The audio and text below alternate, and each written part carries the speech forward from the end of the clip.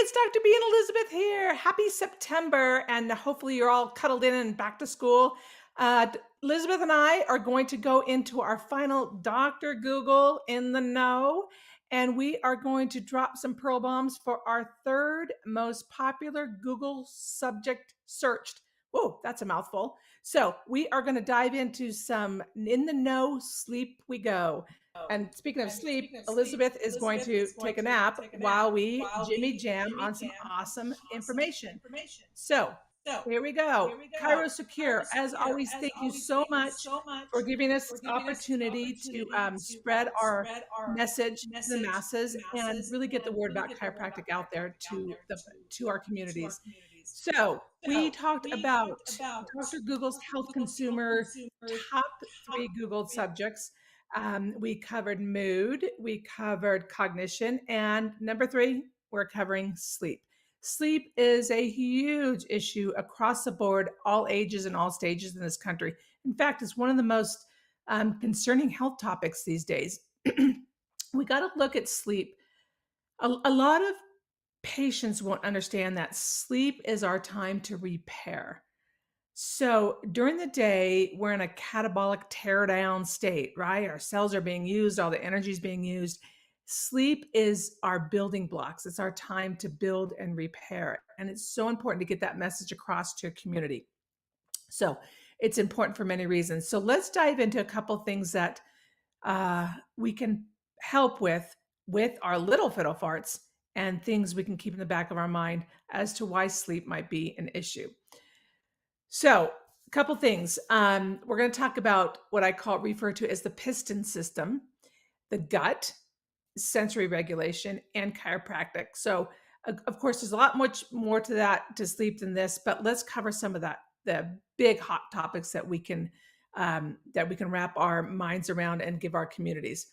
So, first of all, the piston effect. All right, here we go.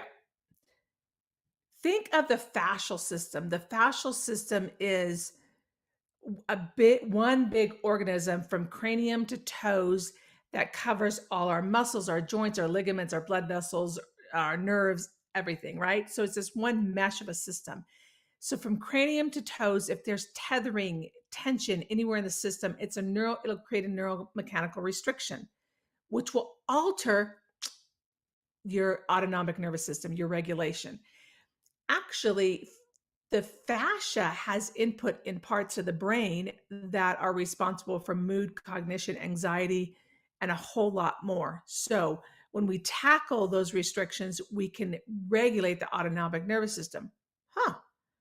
When we do that, we can create more of a balance between that fight or flight zone and the calming and relaxing zone. Metabolically, the more we're level through a day, the more of our circadian rhythm becomes more in a good, healthy rhythm, and it allows us to wind down at night. So, thinking about these fascial restrictions from the hyoid, the floor of the mouth. So, if we have a tongue tie, that can be an issue, ties into the hyoid. The hyoid ties into the diaphragm, and the diaphragm ties into the pelvic floor. So, we want to look at vertebral subluxations anywhere in the spine that might be tethering and altering this piston effect. Now, the hyoid bone is responsible for keeping the tongue in a proper position and is associated with potential obstructive sleep apnea. Boom, pearl number 1.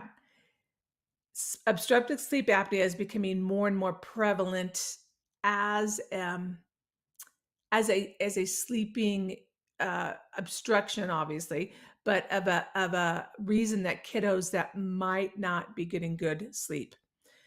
So we want to look at the hyoid. The hyoid ties into a lot of cervical muscles, so definitely we want to look at the cervical spine, thoracic spine, and at the diaphragm.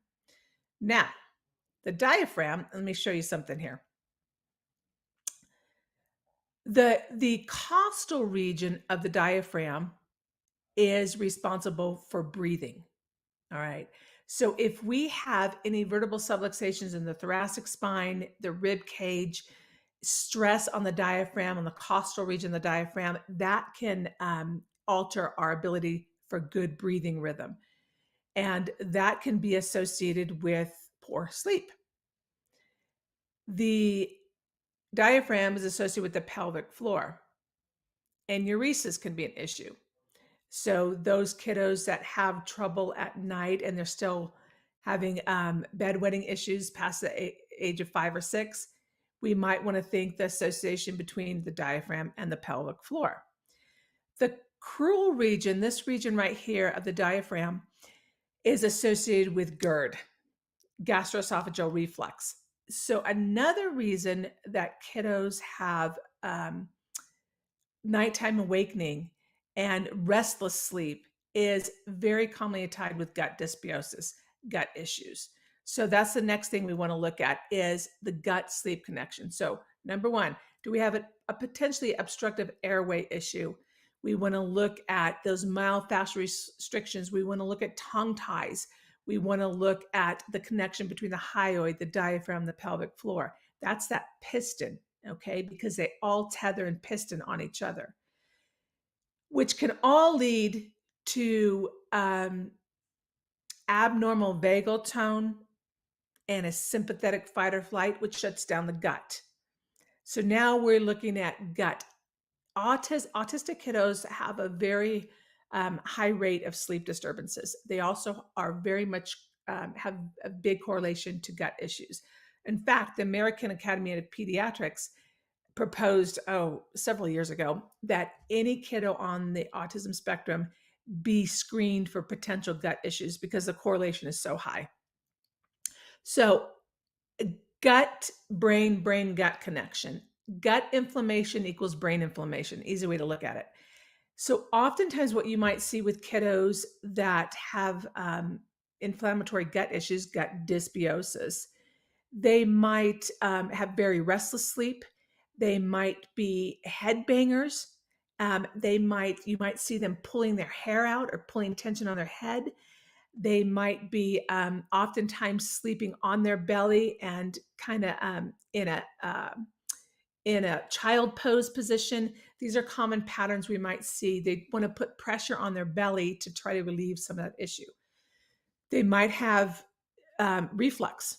So now we got to go back to what we just talked about, where we talked about obstructive sleep apnea, the diaphragm connection, and GI reflux. So these are things I want you to think about. Why is the potential restless sleep? These are kiddos that oftentimes they might fall asleep, but they have a very restless sleep pattern, or they wake up a lot during the night, inconsolable crying, etc. So the gut is a big thing. We want to look at food sensitivities, food allergies, parasites can be a big one at nighttime awakening, and overall general gut issues.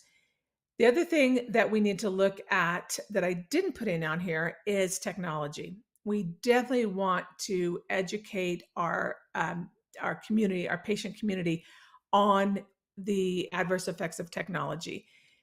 The blue light buzz is what I call it. When we're on computers, phones, etc., too late in the night, it messes with your sleep cycle. And we need to get those kids off devices. At least everybody should be off devices at least 2 hours before they want to try to get to sleep. So consider that in your repertoire sleep as well. Okay, so everything ties back now to sensory regulation. Another thing I want you to think about that can be helpful in advocating a good sleep pattern is thinking those sensory systems. Okay, we have our 5 outside senses we've talked about several times: sight, smell, sound, taste, touch, and our inner senses. This is where the gut is going to come into play, and this is where vestibular and proprioceptive input is going to be huge. What we can do to help advocate good sensory regulation: kiddos with poor vestibular input into the brain, they might not want to wind down because oftentimes what they want to do actually is they get spun up right before bedtime. They're literally twirling in circles. Okay, they're trying to upregulate that vestibular input into the brain so they can be calm. So we can account for that by allowing them to do that. But with the other thing you can do is get mom and dad to do some slow linear rocking.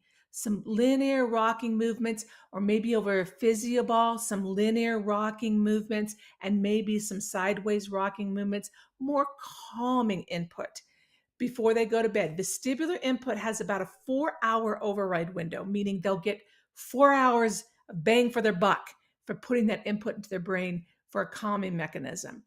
Oftentimes, those kiddos might be head bangers. They're the little kiddos, if they're still in cribs, they're banging their heads against the crib, against the wall, etc. So give them some of the input before bedtime to get them to calm and soothe. Then the other thing is proprioception, deep compression. Proprioception is calming. It screens out other unwanted um, sensory input that might be disturbing to the brain. So deep compression, deep pressure on the joints. Um, Definitely, if they're in a chiropractic family, a good adjustment before bed, a weighted blanket. Some of these kiddos you're seeing now, advertisings for Amazon and so forth, where kiddos are having a hard time sleeping, so they buy them a tent and put sleeping bags and pillows and everything in there, because a tent is a more womb-like, it's a smaller enclosed surface. They feel calmer, more secure. Heavy blankets, heavy pillows, weighted blankets, those things are calming and soothing to the nervous system. You can get sensory brushes. This is a great thing to give to parents as well. Buy them on Amazon. They're a little sensory brush. They've got like a little handle in indentation in the handle of it. Put your office, put a sticker with your office information and logo in the handle of the brush. It's great advertising, okay? And teach parents to do some calm brushing of all the extremities before bedtime, and then do some deep joint pressure. That'll calm, soothe the nervous system so they can get back to sleep. Kiddos that tend to get up in the middle of the night and want to go plop into mom and dad's bed and snuggle, and parents say, I don't get any sleep, I'm exhausted, because Johnny's constantly coming into our bed and just wants to snuggle right up to us. That's often what they're looking for. They're looking for that proprioceptive deep pressure to calm their brain in order for them to be comfortable and stay asleep.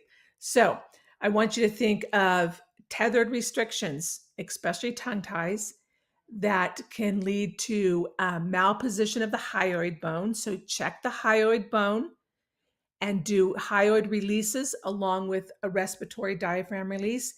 Untether that area. The hyoid is highly associated with tongue position and obstructive sleep apnea. Boom, think of that one. I want you to think of sensory dysregulation and the need for sensory input to calm the brain and soothe the brain. And then I want you to think of gut issues. Gut dysbiosis in general, they may need to, some simple, a good quality probiotic and digestive enzyme can go a long way in regulating that gut, especially during school season. Now we're back to school, more parties in school, birthday parties, Halloween's coming up. You're getting all those chemicals, dyes, preservatives, make the neurons in the brain go crazy brain. We talked about this earlier in this year about red dye and preservatives, how they make the neurons go crazy. All these things can disturb sleep, and definitely technology. We want to get the technology off the docket at least 2 hours before they're going to go to bed, and save them the blue light buzz that comes with that. So the other thing is chiropractic, of course. We've seen in a lot of surveys and so forth of lifestyle changes with chiropractic care. And one of the highest reported side effects of chiropractic care is better sleep and regulation. If we balance out the nervous system and we don't keep people in this fight or flight, again, their circadian rhythm gets more normalized, and that's what we need to be able to wind down at night and get a good night's sleep. So definitely get your kiddos. They might need a higher frequency of care as they've gone back to school and the stress load is a little bit more on them. So you might get kiddos coming in and parents saying, man, they're having a harder time sleeping. They seem more anxious. That might mean we need to look at all the things we just talked about and upping the frequency of care to balance out their nervous system for them to have more adaptability as the stress increases a bit that first month or two of school. So get your little thinking caps on as to why you might see kiddos' behaviors, sleep, mood go backwards just a little bit as they're trying to adapt to that increased load of stress as they head back to school.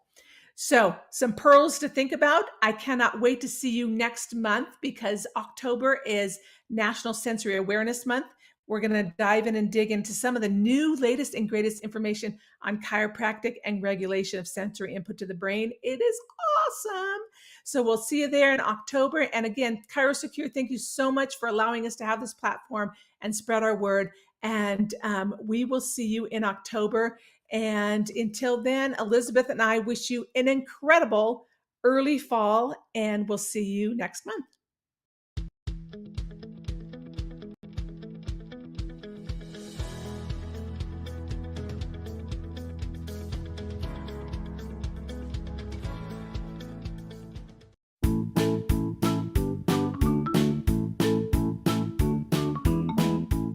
Today's Pediatrics show, Look to the Children, was brought to you by ChiroSecure.